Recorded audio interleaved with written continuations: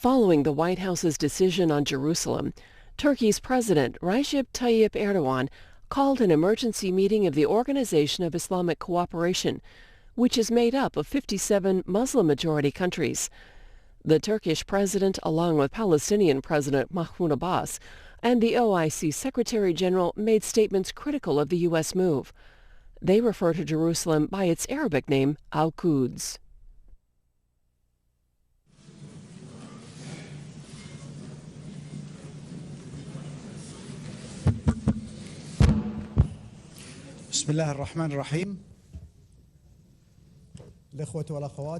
Dear brothers and sisters, good afternoon to all of you.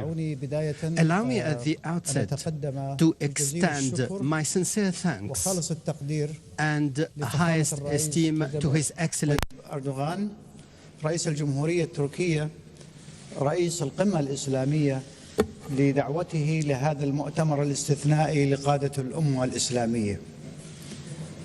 وشكرا لكرم الضيافة وشكرا للاهتمام، وأيضا تهنئة لنا جميعا في الأمة الإسلامية بهذه القرارات الممتازة التي تم الإعلان عنها.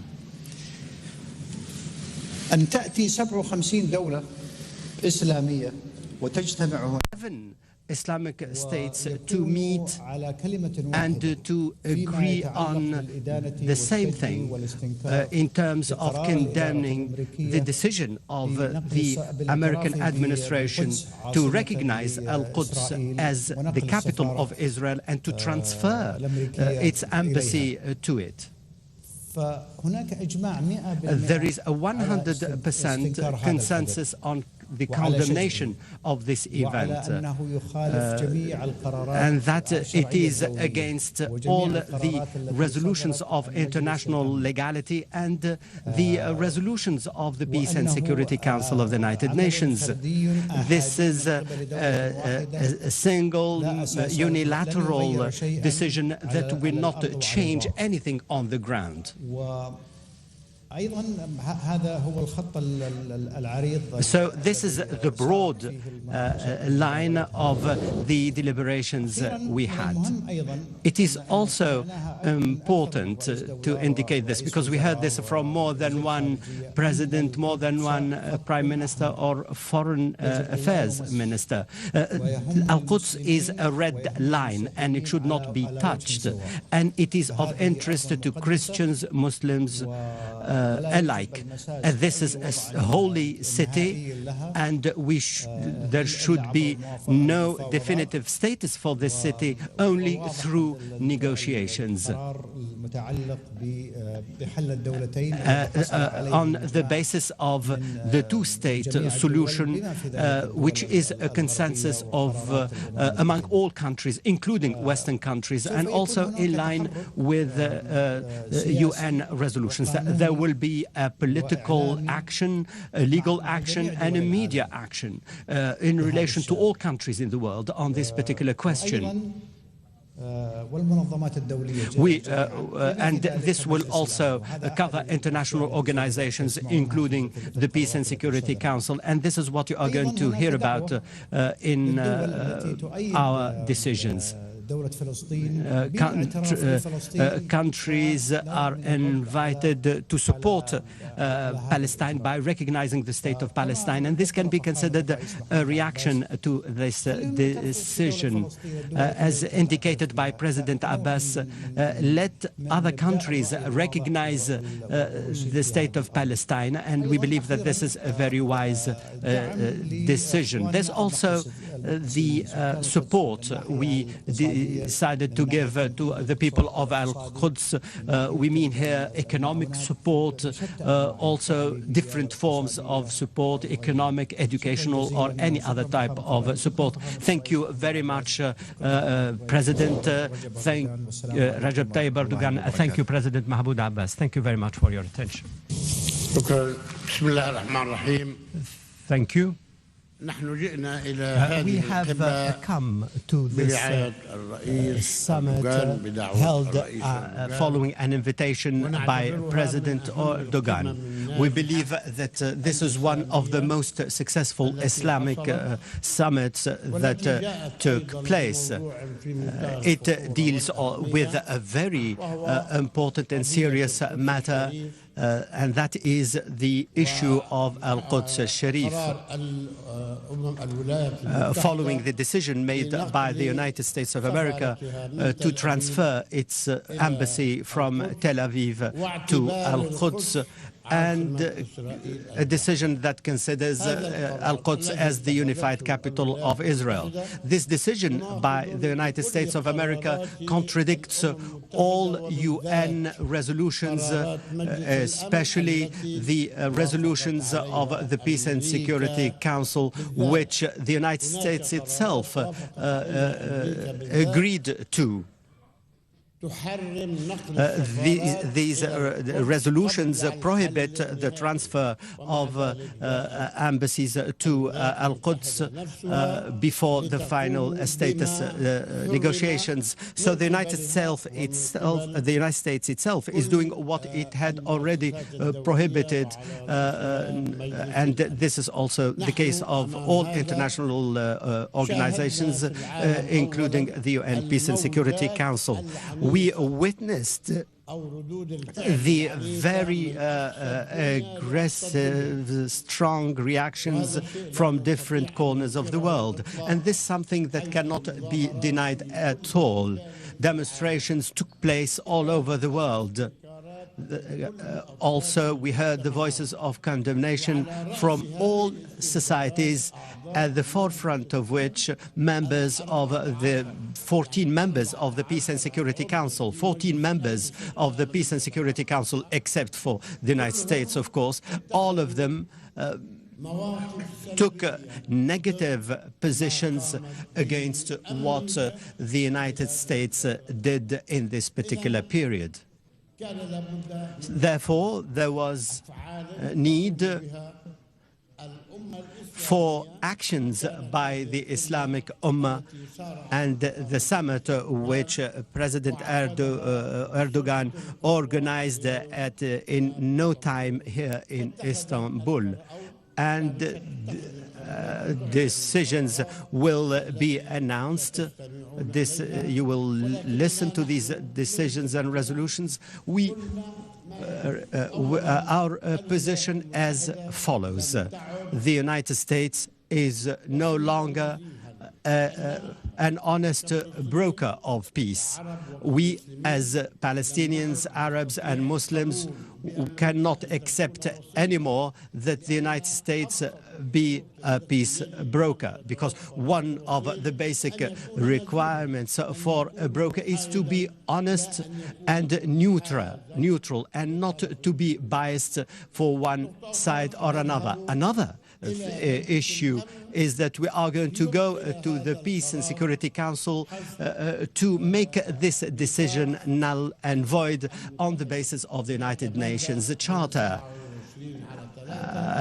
There is a provision that enables us to present to the Peace and Security Council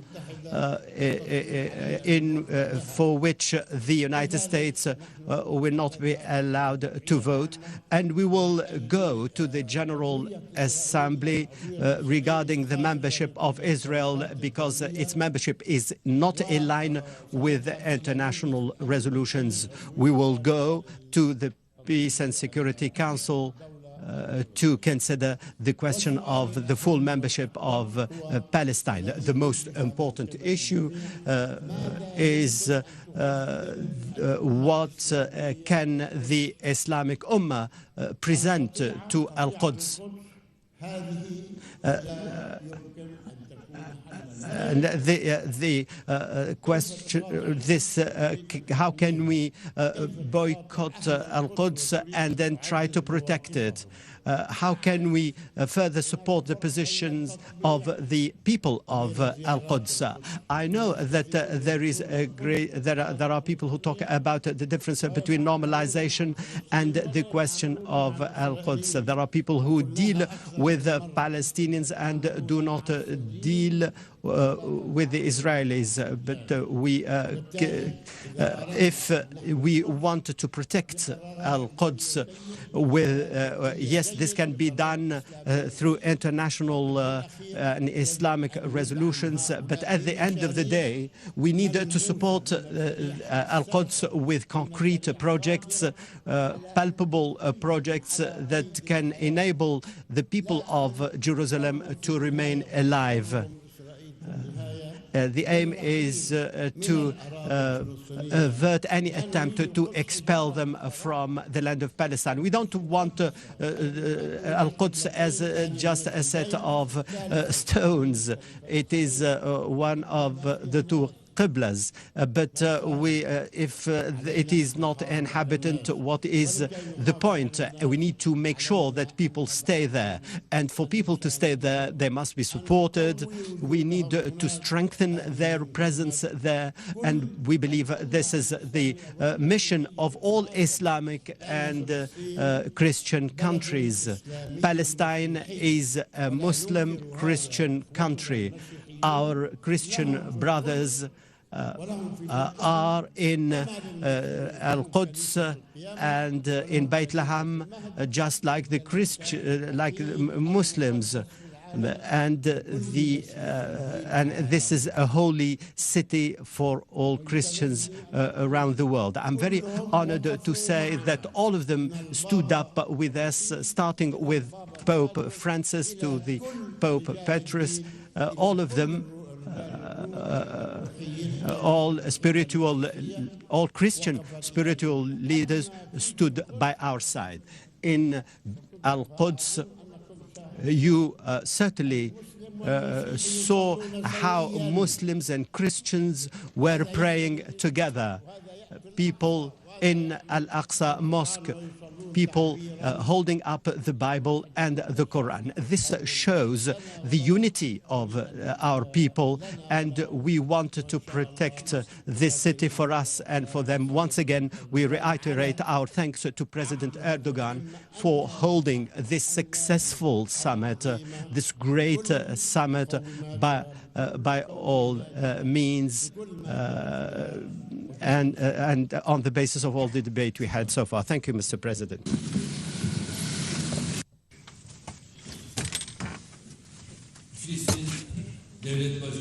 Head of State of Palestine, my dear friend, Mahmoud Abbas, Secretary General of the OIC, Mr. Al-Husaymin, distinguished guests, ladies and gentlemen, distinguished members of the press, I would like to salute you all with my most heartfelt emotions, with love and respect. The very existential ambition of the OIC is to ensure the protection of the sanctity and the historical status of Jerusalem, Al-Quds. And today, we have convened a very significant, a very critical summit, which becomes the historical mission and the ambition of the OIC. I would like to take this opportunity to thank all of our guests for having participated in this summit, and I would also like to thank all those involved in the realization of this historical event. With this historical summit, we have once again demonstrated to the rest of the world that Al-Quds is not alone. We have shown this primarily to the owners of the decision in question. You are all aware of the fact that when we have started receiving the first signals of President Trump's prospective statement on Al-Quds, we have started working tremendously as the term president of the OIC. We have tried to clearly accentuate the fact that the prospective decision would release very serious results, leading the entire region into a circle of fire. We have stated multiple times that this decision would be illegitimate, would be unacceptable, would harm the contributions and the efforts for an eventual peace, and it would serve the purposes of the extremists and the fanatics. A United States taking such a decision would no longer be able to play a role of a mediator between Palestine and Israel. I think that process has come to an end. The mediation question here will be an issue that will require the joint discussion by all of the OIC member states in order to identify a new name. And if the occasion would ask for it, we should resort to the United Nations in order to further assess this question, because we need to sit down and lead such a process with the impartial players instead of players taking sides. Despite all of the United Nations Security Council resolutions, this decision was taken by the US administration, and those resolutions had never been respected by Israel. When that was the case, many repetitions were made, and all of the processes seem to have always favored Israel. I'm not sure if the members of the press received these maps, but if I need to give you an example, from 1947 to today, you can see the evolution of the Palestinian territory. Before 1947, of course, we need to think about the 1930s, when the British started taking actions, and this green area used to belong entirely to the state of Palestine. And these little dots you can see here were the settlements of the Jewish communities. When we arrive at 1947, you can see a diffraction plan belonging to the United Nations. And here you can still see Palestine shown as the green area, and the white areas, white zones, are the State of Israel territory. Israel is continuously expanding.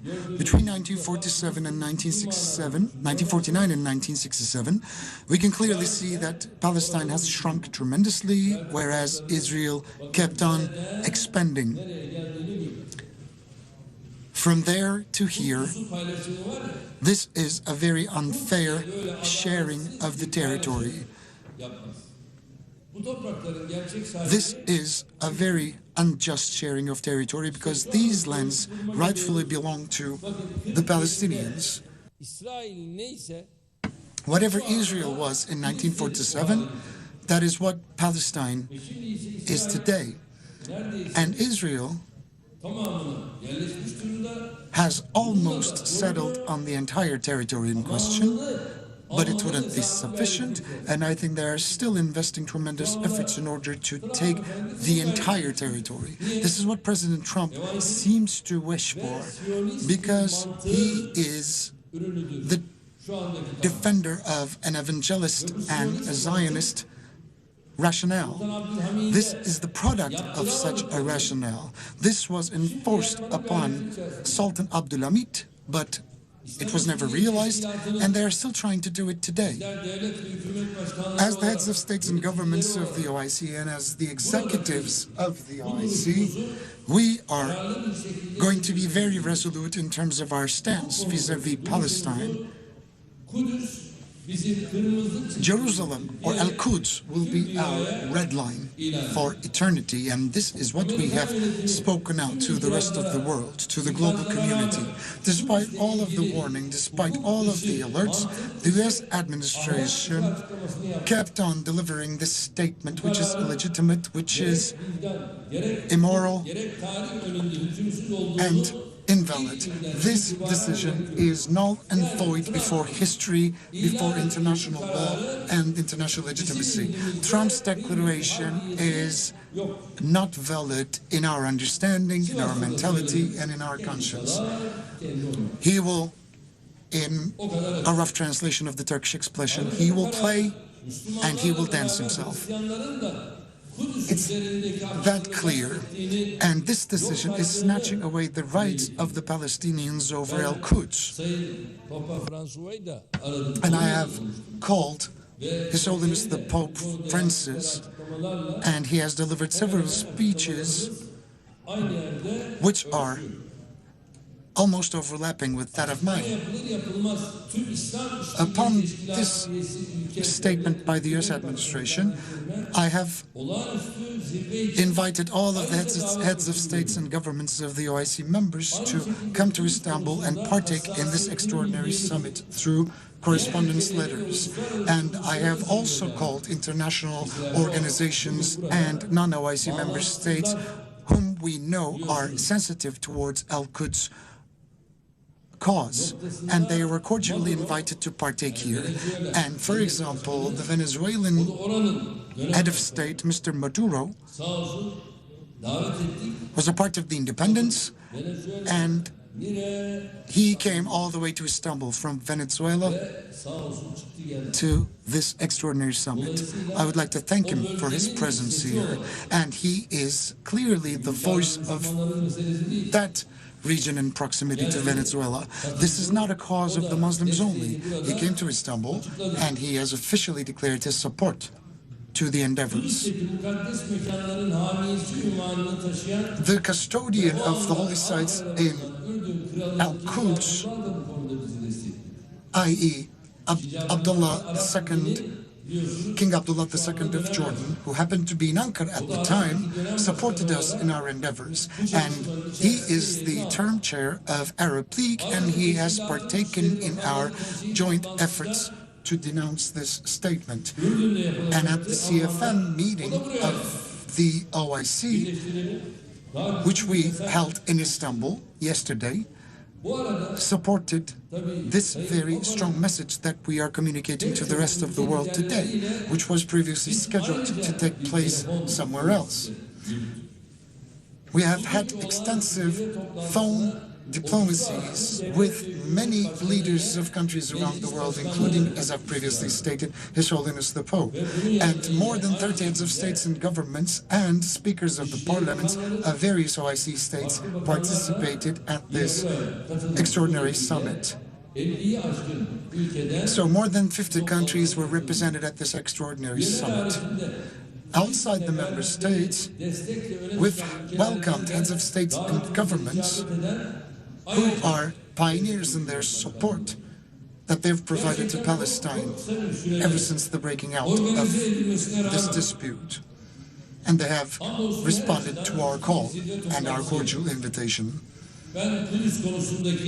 Although it was organized in a very limited amount of time, thank Allah, praise Allah, that from every point of view, this summit ended up quite powerfully. And I hope and pray that this commitment and this stance will be exemplary for the rest of the world vis-a-vis Al-Quds. And I would like to thank wholeheartedly all of the participants, distinguished guests, ladies and gentlemen, distinguished members of the press. Yesterday, the CFM meeting was convened in order to draft the final communique for this extraordinary summit.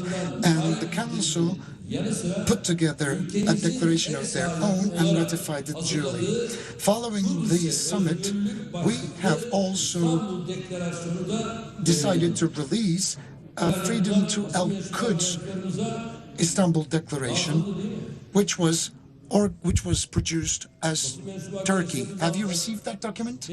As the members of the press, have you received the copies of Istanbul Declaration?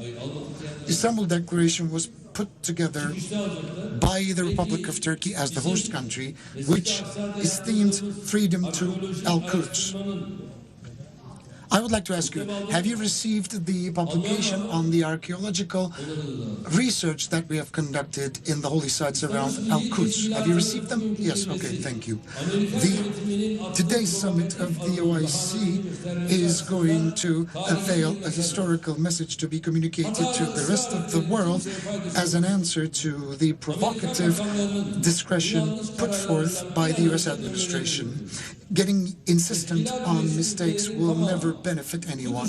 We hope and pray that the US administration will, as soon as possible, turn back from these wrong series of decisions. All of the member states of the OIC are determined to remain in full solidarity solidarity with Al-Quds, and we are determined in a very resolute fashion to protect and preserve the historical status and the sanctity of Al-Quds.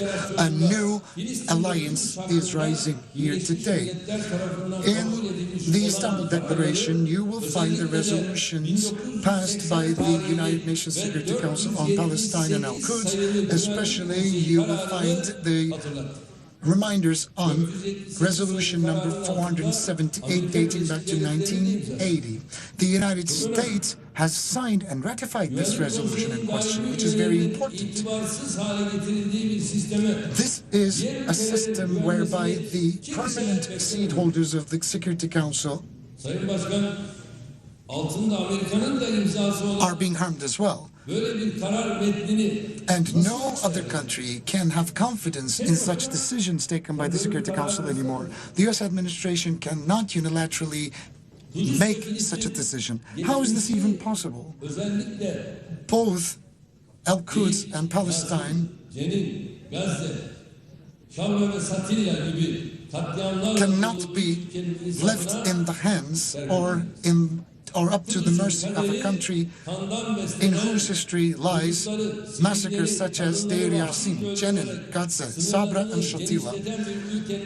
The fate of Al-Quds cannot be left in the hands of a country that exponentially expands her settlements through mercilessly killing civilians, women, and children, feeding on blood. You can see the pictures on these slides. These youngsters are being tormented. Look at this. Something even more important than that. They have recently tormented and dragged away a child suffering from Down syndrome, the pictures of which are not available right at the moment. And I think if we could have seen those pictures right now, the very content of this meeting would have been much more striking. Another picture, a mother embracing her child. The soldiers show up. The soldiers start beating on the mother with the backside of rifles before everyone else around them, snatching away her child, putting that child and others in iron cages. What am I talking about and where am I talking about? I'm talking about Israel. Hey, Trump, are you backing up this country, this Israel? There's occupation here, there's torture here, there's terrorism here. Is this what you're defending? But I find this more and more normal as time goes by, because he would defend such a country as they have been using PYD and YPG against Daesh. The Trump mentality is using YPG and PYD terrorist organizations to allegedly eradicate Daesh presence. But Al-Quds is the city of prophets, and it's our first Qibla. It is the sister of Mecca, Medina, Istanbul, Baghdad, Cairo, and Bahara. Al-Quds is the apple of the eye of the entire Islamic world, and it is the common heritage of the entire human race as Al-Quds, along with all of our international partners, until the U.S. administration turns back from their wrongful decision, and until the Israeli occupation ends, we will keep on fighting for the cause of Al-Quds on the basis of law and legitimacy. And we can clearly see that Israel's occupation and attacks are not only confined to the boundaries of Al-Quds. Israel, despite all of the contradictory resolutions and decisions to their favor, as you can see on the maps, still keen on expanding their illegitimate and illegal settlements in Palestine.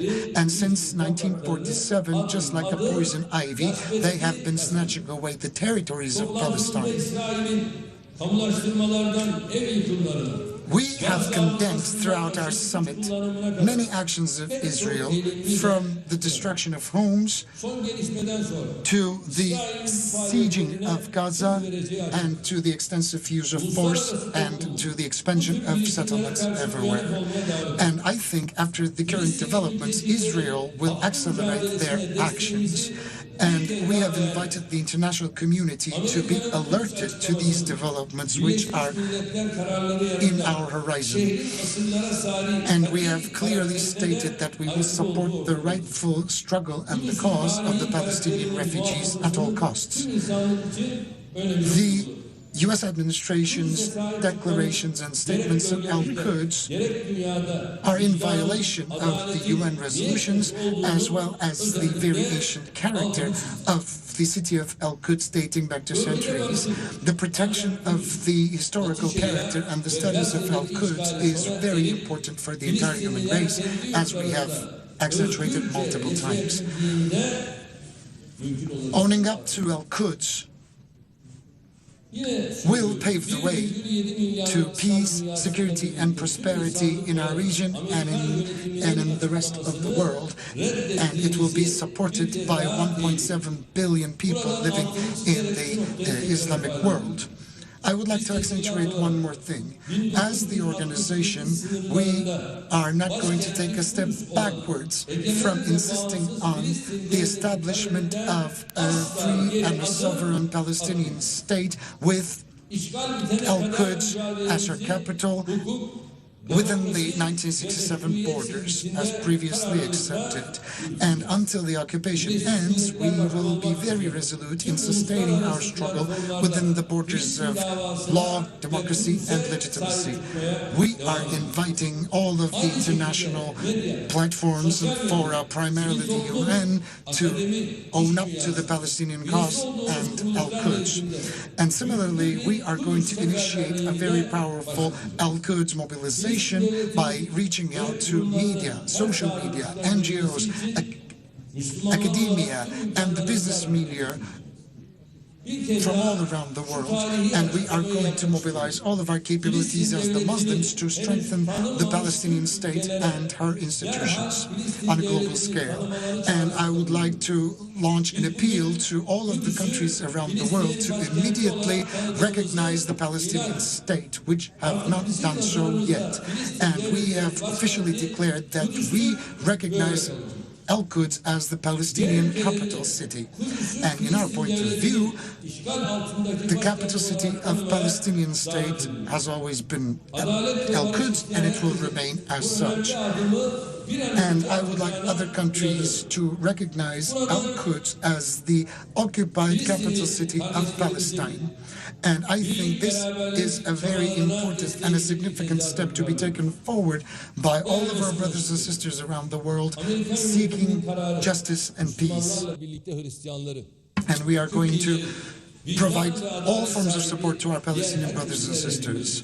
The U.S. administration's decision concerned all of the Christians, all of the Copts, all of the people around the world with a feeling of justice and with conscience. The occupant Israel administration, and other than other few fanatics, nobody around the world seemed to have backed up this decision and the statements that followed. And as much as the Muslims, even the Christians believe that this declaration was illegitimate, was unlawful, and it was provocative. And it was only serving to the legitimization of the occupation of Al-Quds. I have seen throughout my bilateral talks that whatever my Malaysian brothers are saying, His Holiness the Pope is saying as well. Whatever our African brothers and sisters are saying, the Asian and South American brothers and sisters are repeating. And everybody believes and agrees that the American administration has lost her role as a mediator within the peace negotiations. If the peace process is going to continue, we need to identify other countries as the ones to take up an initiative and which can play the role of mediation, because this decision means the punishment of all of the Palestinians who have sacrificed a lot in order to sustain the peace negotiations until so far. Such an actor as the U.S. administration can no longer act impartially and just in matters leading up to a prospective settlement of the dispute between Palestine and Israel, because the U.S. administration seems the occupation is legitimate and clearly violates international law. My brothers and sisters, In our holy book of Quran, there is an expression which can be roughly translated as, what you think is evil might be good, and what you think is good might be evil. This decision, this statement appears to be of an ugly nature right now, but I hope and pray that it will pave the way to more auspicious results down the line.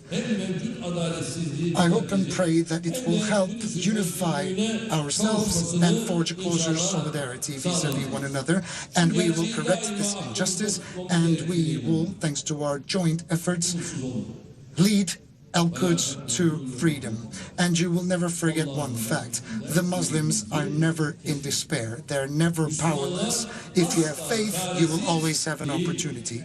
You will never despair, never lose hope. If you have faith, there will always be an opportunity. If there's a will, there's a way. Faith, patience, ambition, and struggle will help us surmount all of the hurdles that may come. The Palestinian children walking upright amidst all of the Israeli soldiers are an inspiration to us all. I salute them all. Despite all of that oppression, all of that violence, and all of the state-sponsored terrorism, the Palestinian women who have never given up on the idea of freedom, and the mothers thereof, are our source for confidence and self-esteem. I would like to salute them as well. With the support of Allah, with the support of our brothers and sisters, with the prayers of all of the oppressed, I hope and pray that this struggle will be prevailing and will end in success. And with these thoughts in mind, I would like to once again remember those who have fallen in the protection of Al-Quds. And I would like to extend my condolences to the family members of all of those who have fallen.